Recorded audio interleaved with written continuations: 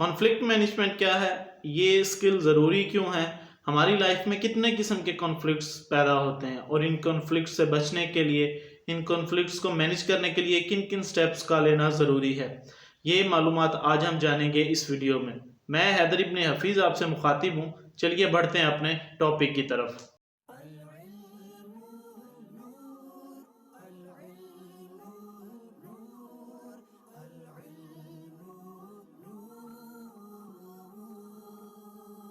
Conflict management एक ऐसी skill है जिसका इंसान को जिंदगी के हर मोड़ पे, हर जगह और बाज़ात हर मिनट जो है इसकी ज़रूरत पड़ती है। सबसे पहले हम समझते हैं कि कॉन्फ्लिक्ट मैनेजमेंट क्या है।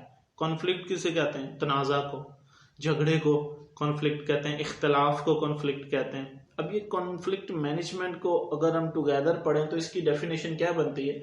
इसकी डेफिनेशन ये बनती है कि कॉन्फ्लिक्ट मैनेजमेंट एक ऐसा प्रोसेस है या एक ऐसा टूल है या एक ऐसी स्किल है जिसके थ्रू आप जो है कॉन्फ्लिक्ट को समझते हैं और समझने के बाद उसको फेयरली सॉल्व कर देते हैं। ये कॉन्फ्लिक्ट मैनेजमेंट है। हमारी जिंदगी में कितने किस्म के कॉन्फ्लिक्ट्स आते हैं? मेन जो है 3 किस्म के कॉन्फ्लिक्ट्स हम अपनी जिंदगी में जो है उनको फेस करते हैं।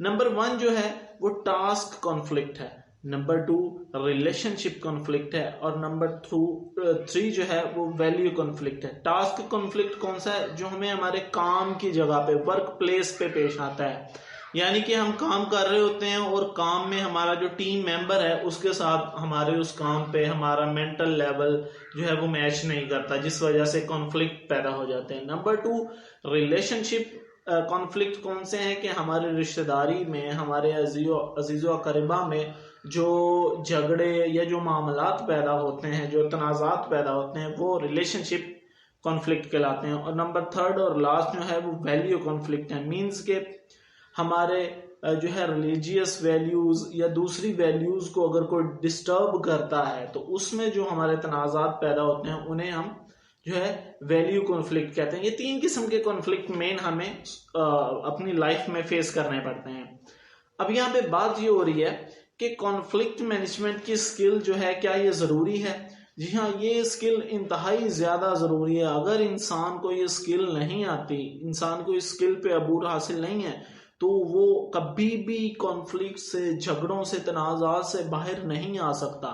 वो बात पे झगड़ा करेगा और बात पे जब झगड़ा होगा तो उन झगड़ों को सॉल्व नहीं करेगा, उसकी जो है वो काम बनने के बजाय काम बिगड़ेंगे।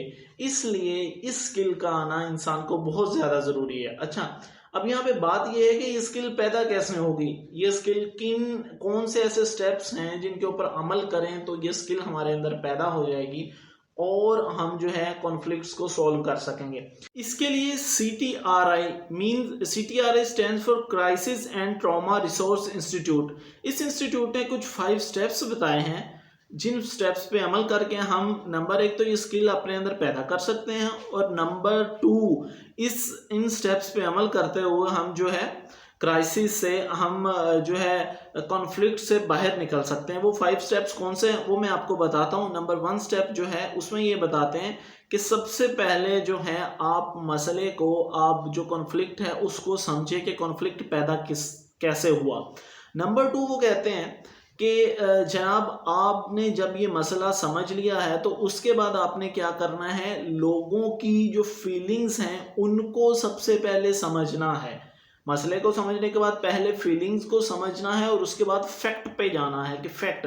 नंबर 3 जो है आप लोगों के जो इंटरेस्ट है काम करने का, किसकी तरफ लोगों का इंटरेस्ट है, उस इंटरेस्ट को भी ध्यान पे रखना है।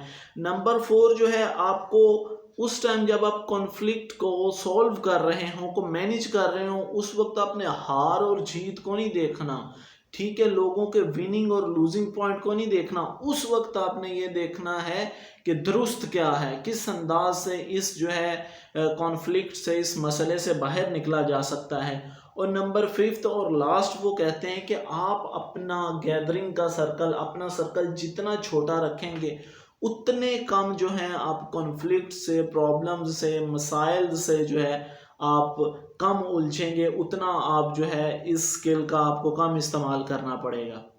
इस वीडियो से जाने से पहले हमारे चैनल को लाइक, सब्सक्राइब और शेयर ज़रूर कीजिएगा और इंशाल्लाह नेक्स्ट वीडियो में हम इसी तरह की इंफॉर्मेटिव वीडियोस हासिल करते रहेंगे।